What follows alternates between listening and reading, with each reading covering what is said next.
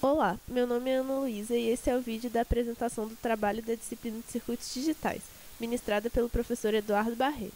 O nosso subgrupo é o do processador.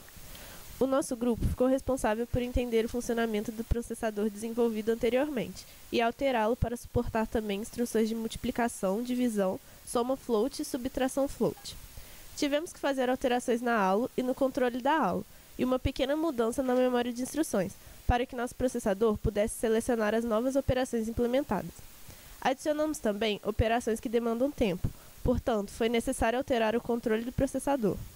Também tivemos que implementar uma inserção direta dos números floats, devido à extensão dos seus bits. A memória de instruções é a parte responsável por receber e armazenar todas as instruções a serem executadas pelo processador. Ao sinal do controle Atua PC, um contador é incrementado, ativando a instrução seguinte na memória.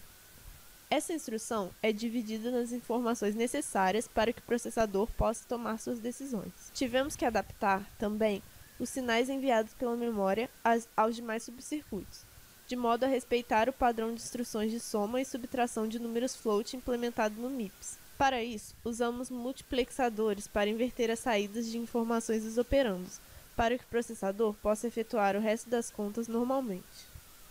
No controle da aula, unidade lógica aritmética, selecionamos que sinal será enviado para a aula para indicar que operação ela deve fazer. Para isso, devemos analisar os bits da op-aula recebidos do controle. Estes bits indicarão se a função a ser executada pela aula é lógica, uma soma ou subtração inteira. Caso a operação seja aritmética, o campo de função recebido da memória de instruções dirá se a operação a ser executada é uma multiplicação, divisão, soma float ou subtração float. Na nossa unidade lógica aritmética, recebemos, como entrada, 2 dados vindos dos registradores e um sinal estendido obtido na instrução. Caso o bit original recebido do controle seja 0, indicando uma operação aritmética, as operações serão efetuadas entre input ALU 1 e input ALU 2. Caso contrário, quando a operação for lógica, essa será realizada entre input ALU 1 e o sinal estendido da instrução. Em seguida, o resultado da aula é selecionado por um multiplexador com base no sinal enviado pelo controle da aula. É importante observar que o subcircuito soma-subtração tem um bit para indicar se a operação float é uma subtração. Esse mesmo subcircuito indica com um bit se houve overflow na operação. Por fim, o resultado é armazenado em uma memória temporária, até o tempo em que for necessário passá-la adiante. Olá pessoal, meu nome é Juan Cedro e eu estou aqui para explicar para vocês um pouco de como funciona o nosso controle. O nosso controle precisou ser reestruturado de 2 formas principais. A primeira forma é quanto ao campo opcode que é enviado pela memória de instruções. Este campo ele vai designar que tipo de instrução que o meu processador vai executar. Se é uma instrução do tipo R, se é uma instrução do tipo I, se é uma instrução do tipo float, se é uma instrução do tipo load word, uma instrução do tipo store word. Instruções do tipo R fazem operações como multiplicação e divisão. Instrução do tipo I faz a operação do ADDI, que me permite escrever um dado de 16 bits na memória dos registradores. Uma operação do tipo float é aquela que vai me permitir fazer a soma e a subtração de 2 números floats. Load word é a instrução que vai me permitir carregar um valor que está no registrador para um endereço de memória. E store word é a instrução que me permite carregar um valor que está na memória para um determinado registrador. Após selecionar que tipo de instrução será realizada pelo processador, o controle tem que ditar em que tempo essas operações serão realizadas e quais elas serão realizadas de acordo com a função. Por quê? Porque o circuito anterior não lidava com operações que exigiam tempo para serem executadas, ou seja, eles não precisavam de clock, as operações eram instantâneas.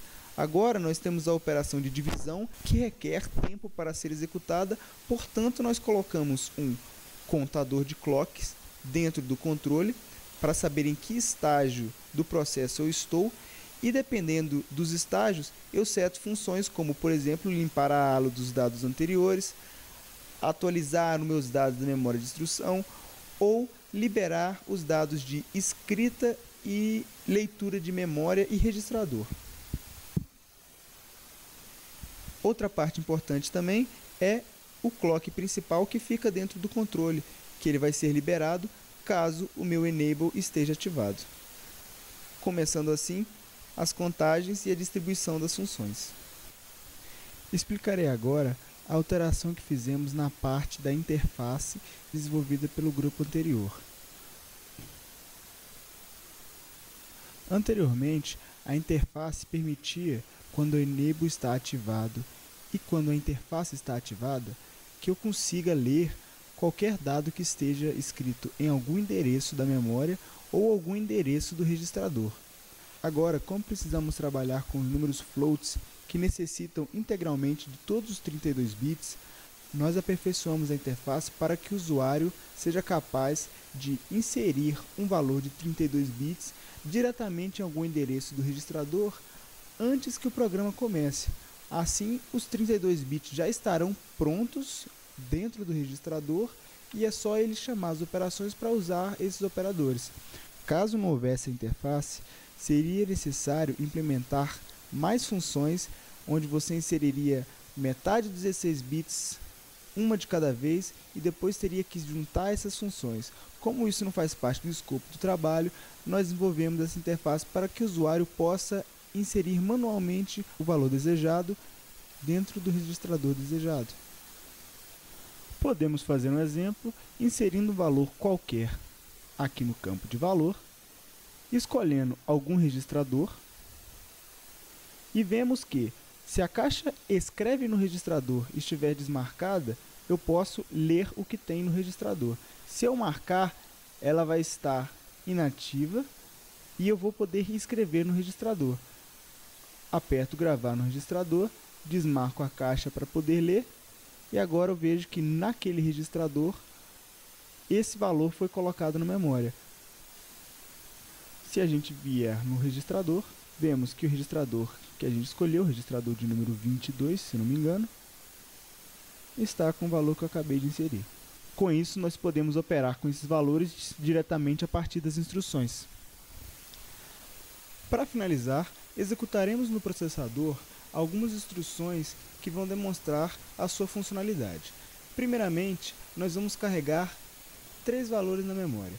Usando o ADDI, carregamos no registrador 3 o resultado do registrador 0, que é 0, com 5. Desta mesma forma, armazenamos no registrador 4 o valor 6 e no registrador 2 o valor 2.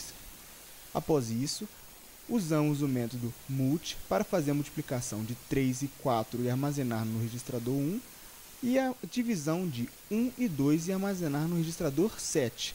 Lembrando que as operações mult e div, de acordo com a implementação do processador MIPS, não tem este campo de registrador destino, porque, sendo dois números de 32 bits, eles podem dar até 64 bits de resultado, e eles têm uma forma diferente de serem armazenados. Mas não vamos tratar esse caso aqui, e vamos deixar estes campos como os habituais. Em seguida, vamos carregar 2 valores floats nos registradores 8 e 9, com expoentes semelhantes para podermos ver diferença significativa nos resultados. E depois vamos fazer o registrador 10 receber a soma dos dois e o registrador 11 receber a subtração float dos dois. Aqui nós temos cada um dos códigos em hexadecimal. Aqui nós temos cada um dos códigos em hexadecimal que vai ser inserido na memória de instruções, e aqui nós temos para conferir, e aqui nós temos os resultados que devem ser obtidos em cada registrador em decimal e em hexadecimal, que é como vamos ler no registrador. Agora efetuaremos os passos necessários para executar as instruções no processador. Primeiramente, vamos ligar o enable, ativar a interface e colocar o primeiro valor no registrador de número 8. Habilitar escrever no registrador e gravar o número lá. Colocamos o segundo valor no registrador de número 9. Agora podemos desligar nossa interface e carregar os nossos dados na memória de instruções. Vou carregar a imagem com os dados já prontos, que é o nosso teste final, e agora vamos habilitar o clock do circuito. Quando o circuito estiver finalizado, ele vai acender o LEDzinho de fim de programa e nós vamos poder verificar pela interface se os valores estão certos. Ok. Agora verificaremos se os valores estão certos. Agora, com o programa finalizado, podemos ligar a nossa interface e verificar se os dados batem com o previsto. Vemos que no registrador 1 o resultado é 1E, que é o equivalente a 30. No registrador 2 o resultado é 2. No registrador 3 o resultado é 5. No registrador 4 o resultado é 6. No registrador 7 o resultado é F. No registrador 8 o resultado é tudo A, como previsto. No registrador 9 o resultado é uma sequência de 2D. No registrador 10 o resultado é 2D, 27, D7, D8. E no 11 o resultado é AD 328282. Ou seja, tudo como previsto.